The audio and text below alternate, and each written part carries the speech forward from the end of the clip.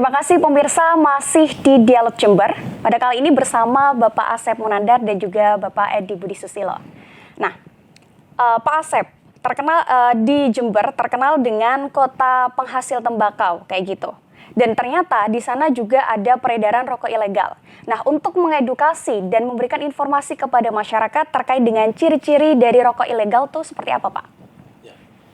Jadi kalau kita bicara rokok ilegal, jadi memang kami bersama dengan teman-teman Satpol PP dengan memanfaatkan dana bagi hasil cukai hasil tembakau, mungkin dapat saya sampaikan ya, kenapa Jember mendapatkan DBHJAT yang cukup besar ya. Itu salah satunya karena Jember ini terkenal sebagai daerah penghasil daun tembakau.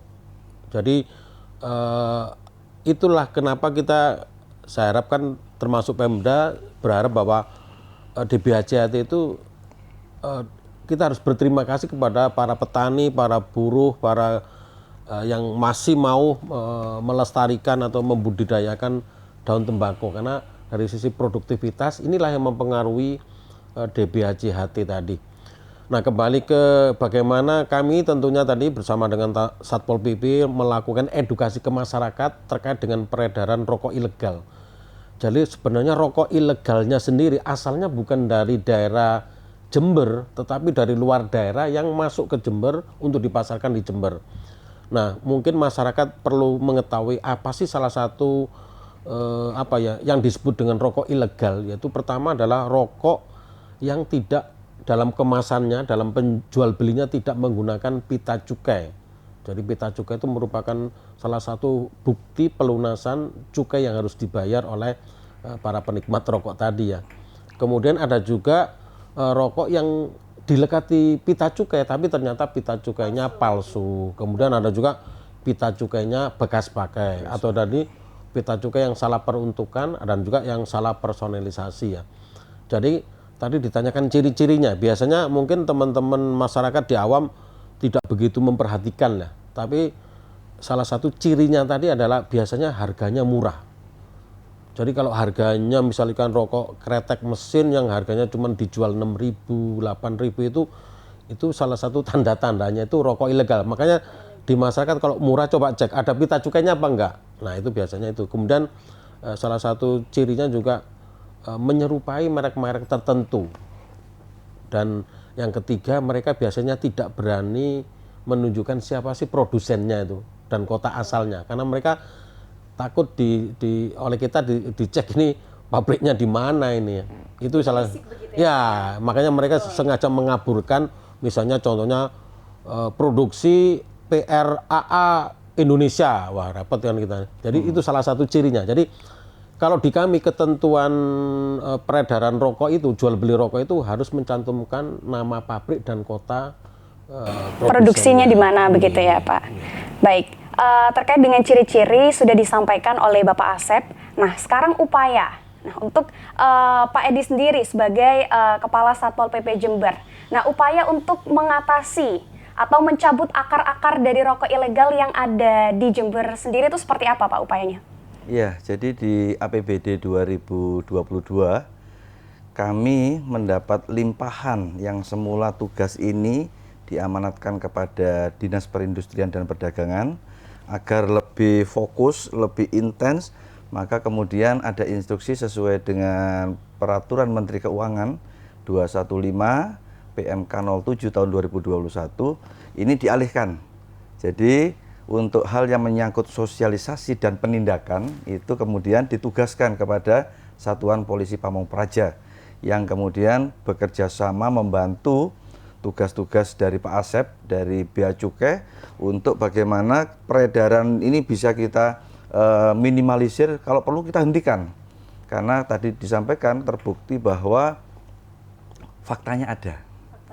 Di Jember faktanya ada, dan selama kurang lebih 3 bulan terakhir ini setelah ditangani oleh Pol PP, kami sudah melakukan langkah-langkah sosialisasi, kemudian penindakan. Di 6 kecamatan aja kita sudah menghasilkan ya, bukan bangga kita ini, tetapi persoalannya kemudian ada fakta bahwa di situ ditemukan rokok ilegal hampir 30.000 batang yang ada di 6 kecamatan tersebut. Nah, oleh karena itu terus ini akan kita intensifkan. Karena peredaran yang selama ini sudah terjadi dan kemudian bisa ditangkap ya di wilayah Bea Cukai itu sudah 3 juta batang ya. Iya. Dan 2,4 juta batang di antara Kabupaten Jember, Bondowoso, Situbondo, 2,4 jutanya itu ada di Kabupaten Jember. Artinya cukup masif ya, peredaran itu cukup masif dan kami tentu saja akan terus-menerus sosialisasikan kita gencarkan, penindakan juga akan kita gencarkan. Supaya apa?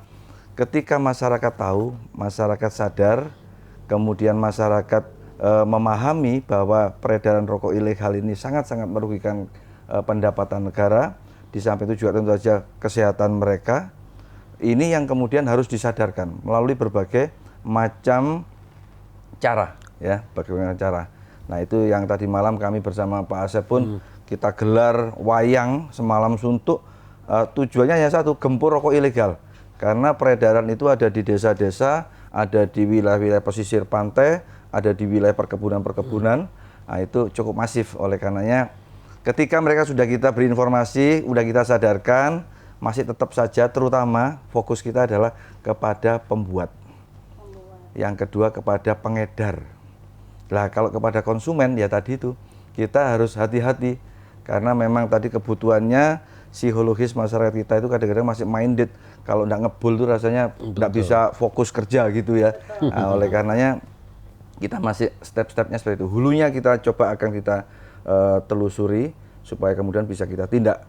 Ya, yang membuat kita sikat, yang mengedarkan kita sikat, sedangkan masyarakat kita beri kesadaran supaya mereka paham terhadap baiknya bahaya rokok ilegal. Baik, berarti upaya sosialisasi ini Bapak selaku Satpol PP juga terjun kepada kegiatan-kegiatan yang ada di masyarakat begitu ya Pak? Dan secara tidak langsung begitu mengedukasi oleh masyarakat bahwasanya rokok ilegal ini tidak baik untuk dikonsumsi begitu Betul, ya Pak ya? Betul. Baik, itu dari pandangan Bapak Satpol PP Jember. Kita beralih ke Bapak Asep sebagai Kepala Bea Cukai begitu. Kira-kira seperti apa Pak upaya dari Bea dan Cukai Jember itu sendiri? Ya, terkait dengan upaya pemberantasan rokok ilegal, memang kami punya berbagai strategi ya. Tadi disampaikan bahwa dengan pemanfaatan DBHJAT, jadi untuk diketahui bahwa 10% dari DBHJAT itu sesuai dengan PMK 215 harus digunakan untuk sosialisasi ketentuan di bidang cukai dan juga kegiatan operasi bersama dan juga pengumpulan informasi. Nah, terkait dengan strategi bagaimana supaya rokok ilegal ini bisa diturunkan bahkan kita nolkan, maka tadi disampaikan bahwa pertama kami harus melakukan edukasi ke masyarakat. Dan ini saya terima kasih kepada Pemda Jember, khususnya dengan teman-teman Satpol PP Jember karena sosialisasinya beragam ya. Ada pagelaran musik, ada pagelaran seni budaya, ada senam bersama, gowes, banyak kegiatan lah. Artinya ini kegiatan yang banyak mengumpulkan massa dan kesempatan kita untuk mengedukasi masyarakat seluas-luasnya. Dan saya berharap nanti tahun depan kalau bisa masyarakat pinggiran, dekat hutan, dekat perkebunan, dekat pantai akan coba kita edukasi ya. Nah di sisi lain juga kita juga melakukan berbagai operasi Pak. Jadi kami melakukan operasi mandiri. Jadi kalau kami juga dalam hal tertentu juga melakukan operasi sendiri itu sudah banyak kami lakukan dan terbukti di Jember ini dari 31 kecamatan ternyata ada 15 kecamatan yang terdapat peredaran rokok ilegal. Bahkan saya juga cukup kaget di kecamatan yang istilahnya di kota juga ada itu ya. Nah ini makanya kami tentunya akan sesering mungkin melakukan operasi dan juga operasi bersama. Nah kami tadi di samping operasi mandiri, kami juga pemanfaatan DBHJAT melakukan operasi bersama dengan teman-teman di Satpol PP Jember. Dan alhamdulillah Pak Edi, terima kasih. Jadi untuk 3 bulan ini aja teman-teman ini hasilnya sudah 109.000 Pak. Lebih dari 100.000 kami di antara kami total 3 juta itu ada yang bersama-sama itu menghasilkan satu temuan ya. Kemudian juga kami berusaha untuk menggalang informasi ya. Nah ini juga kami bersyukur sekarang Satpol PP mendapatkan pemanfaatan di BHJAT. Kita ketahui bahwa Satpol PP mempunyai sampai trantip di tingkat-tingkat kecamatan. Nah ini yang kita manfaatkan untuk mencari informasi peredaran rokok ilegal dengan memanfaatkan organ-organ yang di daerah-daerah dari teman-teman Satpol PP tadi. Nah, tadi sudah dipantik terkait dengan daerah mana begitu ya, ada beberapa daerah. Nah, kira-kira dengan adanya rokok ilegal, mungkin rokok ilegal itu tidak terjadi pada tahun ini saja, akan tapi pada tahun-tahun sebelumnya juga ada ya Pak ya. Nah, terkait itu kerugian yang diterima negara itu berapa begitu? Mungkin bisa dijawab oleh Pak Asep, Pak. Ya, kalau tentunya kerugian negaranya cukup besar ya. Jadi kalau rokok ilegal itu artinya dia tanpa membayar cukai, tanpa membayar PPNHT, tanpa membayar pajak ekspor ya. Nah, kalau kita bicara cukai saja, itu misalkan cukainya katakanlah cukai itu ada kelas-kelasnya ya. Kalau katakan golongan 2 itu kira-kira Rp500 per batang. Kalau golongan yang agak kelas 1 itu Rp900 per batangnya. Jadi kalau tadi saya sampaikan bahwa kita sudah menindak lebih dari 3 juta. Artinya 3 juta kalau kali Rp500 berarti mungkin sudah 1,5 miliar ya kerugian negara itu dari cukainya. Jadi saya pikir ini yang harus kita sadarkan ke masyarakat bahwa kalau merokok ilegal itu pada intinya akan merugikan negara.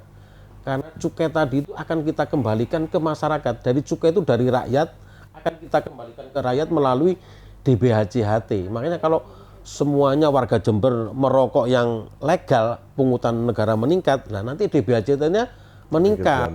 Nah nanti berarti yang dikembalikan ke masyarakat akan menjadi lebih besar lagi. Baik Bapak, untuk DBHC-HT mungkin kita bahas di segmen selanjutnya begitu. Tadi kita juga sudah mengetahui terkait dengan peredaran rokok di Jember itu seperti apa, kemudian kerugian negara. Nah, pemirsa, kita juga akan membahas terkait dengan sanksi bagi distributor dan juga tentunya produksi yang memproduksi rokok ilegal itu sendiri. Nah, namun jangan dijawab dulu Bapak, kita akan kembali setelah jeda berikut ini.